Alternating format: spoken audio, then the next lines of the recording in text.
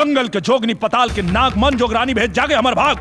दुश्मन में बाप, दुश्मन ही है माई। जय हो बाबा मटुक नाथ की दुहाई। गांव देवी, वन देवी, मरघट के मसान, मन जोगरानी में अटकल पराग। देसी का अभी प्रेम प्रसाद स्वरूप सिद्धि बरमाला आपन प्रेम जोगन के हाथ में छुआ के आपन गला में धारण करा।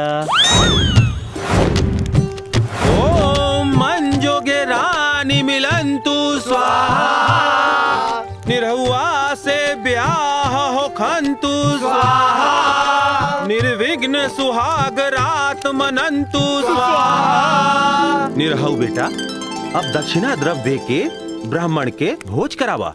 बाबा पुरनका नोट ना, नया वाला। हमार मन जोगरानी मिले के चाहिए। हाँ मिल जाए ना बाबा। अरे हफ्ता दिन के बाद तुहार मिलन जरूर होई।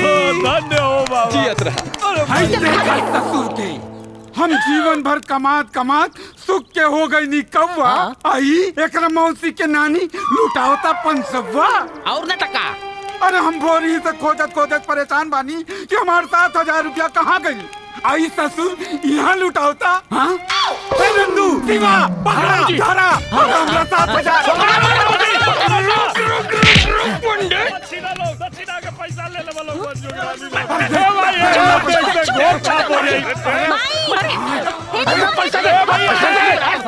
हाय देख ना, अरे वो तो हम देखता नहीं रे। कौन खेला खेलता? कौन तो तरम कर रहा है? फेंक भाई फेंक। अरे भाई ना ना अरे बहुत खर्चा वाला रे। भाई बात